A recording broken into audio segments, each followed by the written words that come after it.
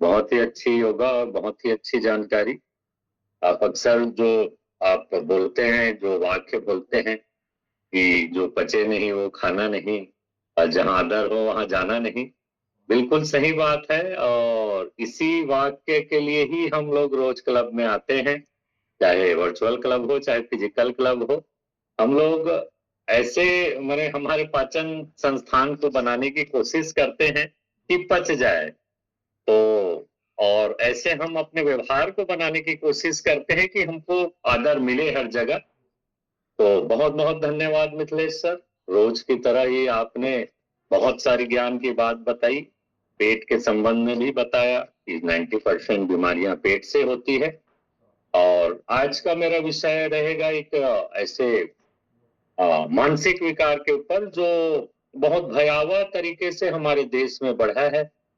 आंकड़ों की बात करूं तो 1992 से लेके 2025 तक लगभग 30 साल मान के चलिए। 30 साल में ये जो मानसिक विकार है ये 52% वृद्धि हुई है। और हर बड़ी बीमारी के हब की तरह भारत इस मानसिक विकार में भी बहुत आगे है या नंबर 1 है। और ये जो मानसिक विकार है ये महिलाओं में ज्यादा होता है पुरुषों की अपेक्षा। और जब भी हम लोग मानसिक विकार की बात करते हैं, खासकर हमारे भारत में, तो मानसिक विकार के बारे में बहुत सारी भ्रांतियां हैं। कई लोग तो मानसिक विकार को बीमारी ही नहीं मानते, या कई लोग बहुत ज्ञान देने लग जाते हैं कि बीमारी होता नहीं है, या अच्छा सोचा करो, ये मत करा करो। जबकि ऐसा नहीं है। मानसिक विकार भी मैंने पहले भी बताया है, सर्दी खांसी बुखार की तरह ही मानसिक बीमारियां भी होती हैं जिनका इलाज आवश्यक है। लेकिन इसके बारे में जानना जरूरी है। आज मैं बात करूंगा जो बहुत तेजी से बढ़ रहा है, या कई लोगों को मैंने पता ही नहीं होता अनजाने में कि हम लोग इस बीमारी से ग्रस्त हैं। और आज से कुछ दिन पहले भी मैंने इस बीमारी के बारे में बताया था। चैप्टर थोड़ा लंबा है इसलिए अधूरा रह गया था। तो आज और इस बीमारी की मैं चर्चा करूंगा। मैं बात करूंगा एंजाइटी की। इंग्लिश शब्द है एंजाइटी, जिसको हिंदी में चिंता बोला जाता है। चिंता एक रोग है। आयुर्वेद या मिथिलेश सर भी बोलते हैं चिंता चिता के समान होता है। तो ये चिंता शारीरिक रूप से जैसे हम लोग बीमार होते हैं, वैसे ये मानसिक बीमारी है। और जब भी हम लोग डॉक्टर के पास जाते हैं तो कुछ दवाइयां देकर इस मानसिक बीमारी को दूर करने का प्रयास किया जाता है। लेकिन मैं आज ऐसे इसके कारण के बारे में बताऊंगा। और आपको सुनना इसलिए भी जरूरी है कि अगर आपके परिवार में ऐसा कोई सिम्टम या कारण हो तो आप सावधान रहिए और आप इलाज की ओर जाइए। इलाज की ओर माने मेरा कहने का मतलब डॉक्टर के पास जाने से नहीं है। जो भी मैं रूट काज बताऊंगा आज, आज मेरा फोकस रूट काज के ऊपर रहेगा, माने इसके मुख्य कारणों के ऊपर रहेगा। यदि इन कारणों में से अगर कोई भी कारण आपके में मैच खाता है या मैच करता है, तो आप यकीन रखिए कि 100% ये बीमारी रिवर्सेबल है बिना डॉक्टर के पास जाए। अगर इन 8-10 मैं कारण बताऊंगा, आप ध्यान से सुनिएगा। एंजाइटी को अपन साधारण भाषा में बोल सकते हैं कि हमेशा अलर्ट मोड में रहना, चिंता करना। यानी दो शब्दों में अगर मेरे को एंजाइटी को परिभाषित करना होगा तो मैं ये बोलूंगा कि मन और शरीर हमारा हमेशा ही डेंजर मोड में रहना, व्यर्थ है ही, माने हमेशा ही डेंजर मोड में रहना। तो ये तो हुआ इसका परिभाषा। अब मैं असली मुद्दे पर आता हूं। इसके मुख्य कारण क्या क्या हो सकते हैं। इन्हीं 8-10 कारणों से ही हमको एंजाइटी की बीमारी होती है, और आपको पता भी नहीं चलता कि आप एंजाइटी से ग्रस्त हैं। मेन समस्या इस बीमारी का यही है कि लोगों को पता ही नहीं चलता कि उनको एंजाइटी नाम की बीमारी है। तो आप कारण सुनिए। पहला कारण, किस कारण से एंजाइटी होता है। तो सबसे पहला कारण आज मिथिलेश सर ने जो बताया उससे मैच करता है, हमारा गट हेल्थ। अब गट हेल्थ माने हमारी जो आंतों का जो हेल्थ है उसको गट हेल्थ बोला जाता है। गट हेल्थ का एक बहुत बड़ा चैप्टर है जिसको मैं समय समय पर फिजिकल क्लब में बताते रहता हूं। तो हमारी इस मानसिक बीमारी का भी सबसे पहला कारण गट हेल्थ ही है। और आज का जो मेरा विषय रहेगा प्योर साइंस के ऊपर रहेगा। मैं ऐसी कोई भी बात नहीं बताऊंगा जो कहीं सुनी हो या जिसका कोई रिसर्च बेस ना हो। तो गट हेल्थ का भी रिसर्च बेस मैं बात बताता हूं कि क्या इस मानसिक विकार के लिए हमारा गट हेल्थ जिम्मेदार है। तो आप जानिए कि गट हेल्थ के मैंने क्लास में बताया था कि हमारी जितने भी हार्मोन हैं उसका प्रोसेसिंग हमारे गट में होता है। तो जो हमारे इस मानसिक बीमारी के लिए जो जिम्मेदार है, हैप्पी हार्मोन जो जिसको सेरोटोनिन बोलते हैं, फिजिकल क्लब वाले को पता है सेरोटोनिन के बारे में मैं बहुत बार बोला हूं।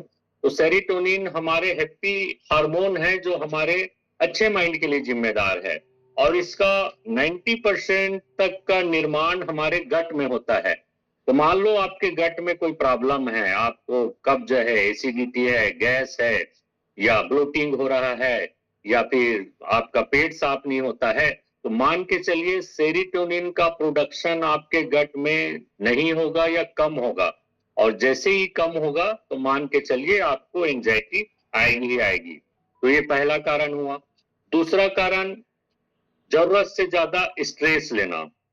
अब जरूरत से ज्यादा स्ट्रेस लेना, कई लोग बोल देते हैं कि स्ट्रेस मत लिया करो, लेकिन ये हमारे हाथ में नहीं है कि हम किसी चीज के बारे में अगर सोचना चाहें या सोचना ना चाहें, ये बिल्कुल भी हमारे मन में नहीं है। कई लोग बोल देते हैं कि ऐसा मत सोचा करो, लेकिन ये गलत बात है। तो कम से कम करना चाहिए इसको। तो स्ट्रेस कैसे जिम्मेदार है, जरूरत से ज्यादा स्ट्रेस लेने से कैसे हमको एंजाइटी हो सकती है, तो इसके पीछे भी साइंस है। जैसे ही हम लोग स्ट्रेस लेते हैं तो जो हमारा एक जो अलर्ट मोड वाला हार्मोन है जिसको कार्टिसोल बोलते हैं, वो ज्यादा मात्रा में रिलीज होता है। कार्टिसोल का संतुलित मात्रा में रिलीज होना हमारे लिए अच्छा है, क्योंकि वो हमारे शरीर को नुकसान पहुंचाने वाले तत्वों के प्रति संवेदनशील होता है। जब भी हमारे शरीर को किसी चीज से नुकसान होता है, चाहे फिजिकल हो चाहे मेंटल हो, जैसे किसी के पैर में अगर कांटा चुभ जाए या चोट लग जाए, तो वो कार्टिसोल हार्मोन ही है जो ब्रेन को बताता है। तो कम मात्रा में रिलीज होना या जरूरत के समय कार्टिसोल का रिलीज होना अच्छी बात है, लेकिन अगर ये ज्यादा मात्रा में हो रहा है तो ये आपके एंजाइटी को बढ़ाएगा, क्योंकि ये अलर्ट मोड में रखेगा, हमेशा आपके ब्रेन को अलर्ट मोड में रखेगा। इससे खतरा है, उससे खतरा है, ये इससे मेरे को नुकसान हो सकता है। तो दूसरा कारण हुआ, माने जरूरत से ज्यादा आपको अगर स्ट्रेस है तो। तीसरा कारण है विटामिन डी की कमी। विटामिन डी सबको पता है कि धूप से मिलता है, फ्री है, सबसे आसानी से मिलने वाला विटामिन डी है। लेकिन आपको जानकर हैरानी होगी कि 70% भारतीय विटामिन डी की कमी से पीड़ित है, क्योंकि विटामिन डी के बारे में जानकारी कम है। जैसे सबको पता है कि धूप लेने से विटामिन डी मिलता है, लेकिन कैसे लें ये किसी को पता नहीं है। मौसम कोई भी हो, चाहे ठंड का हो, बरसात का हो या गर्मी का ही क्यों ना हो, आपको 30 मिनट धूप स्नान करना ही चाहिए। लेकिन कैसे करना चाहिए, आपका शरीर ज्यादा से ज्यादा एक्सपोज रहेगा। आप ज्यादा कपड़े पहन के धूप में जाओगे तब भी निरर्थक है, क्योंकि विटामिन डी हमारे स्किन में बनता है और स्किन में अगर धूप नहीं पड़ेगा तो विटामिन डी नहीं बनेगा। तो आप ज्यादा से ज्यादा माने कम कपड़ों में, मतलब अगर धूप में अगर एक्सपोज होते हैं तो विटामिन डी बनेगा। ये तीसरा कारण है, विटामिन डी की कमी से हमारा एंजाइटी बढ़ता है और इसका कारण ये है कि हमारे मूड स्विंग को रेगुलेट करता है विटामिन डी। पांचवा कारण है विटामिन बी 12। जैसा मैं विटामिन बी 12 को बोलता हूं कि विटामिनों का अगर कोई राजा है तो विटामिन बी 12 है।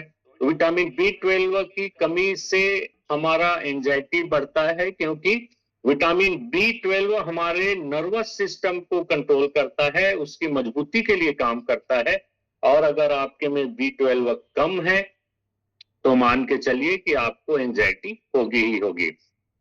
छठवां माने जो कारण है वो मैग्नीशियम है।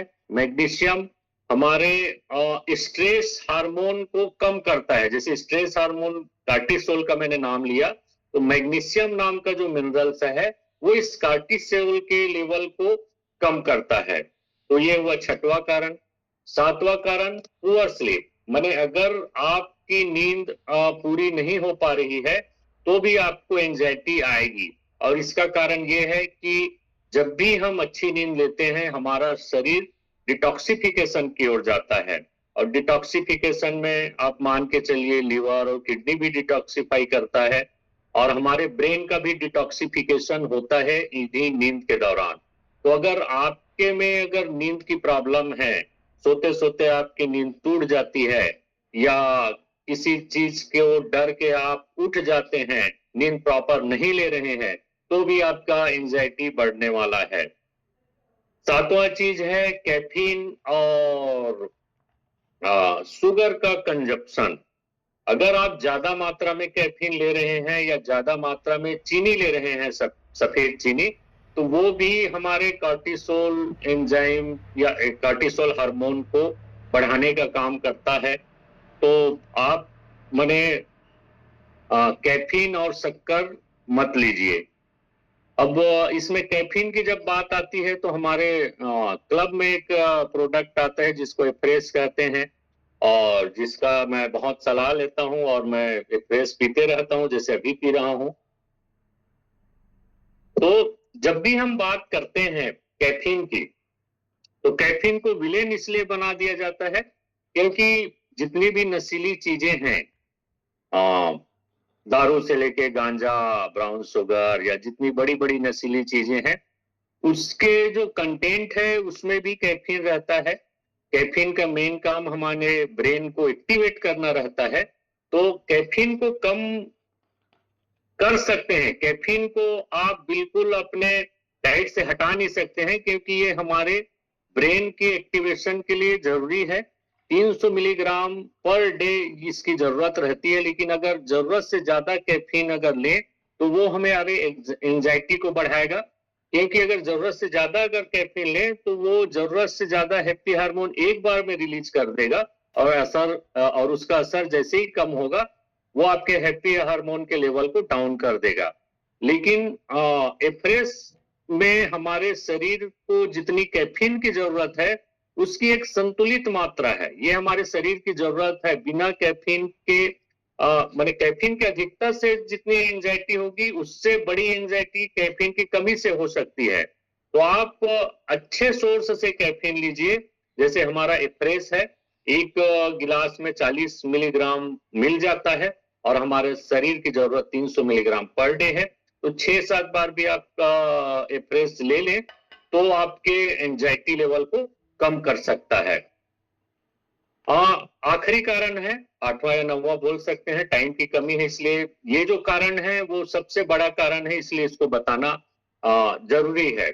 और ये जितने भी मैंने जो पहले कारण बताए हैं, चाहे गट हेल्थ हो, चाहे विटामिन डी हो, इन सब से भी बड़ा कारण है आप मान के चलिए सप्रेस्ड इमोशन। अधिकांश एंजाइटी का कारण सप्रेस्ड इमोशन होता है। हिंदी में मैं कहूं कि ये हमारे दबी हुई जो माने इच्छाएं हैं या दबी हुई इमोशन है या संवेदनशीलता है, ये भी माने एंजाइटी लेवल को बढ़ाता है। माने भूतकाल में ऐसी घटना जिसको हम लोग कभी जाहिर नहीं कर पाते हैं किसी के पास, कोई ऐसी घटना या कैसे दुखद कारण होते हैं जिसको हम लोग अपने मन में दबा ले रहते हैं और अगर उसको माने हम लोग एक्सपोज नहीं कर पाते हैं किन्हीं कारणों से, या एक्सपोज करने लायक हमारे पास कोई दोस्त या कोई रिश्तेदार या कोई परिचित या ऐसा कोई भी आदमी नहीं है जिससे मैं उस इमोशन को बता सकूं और वो मेरे दिल ही दिल में रहेगा, तो वो रोज मेरे को वो चिंता में डालेगा और एंजाइटी लेवल बढ़ेगी।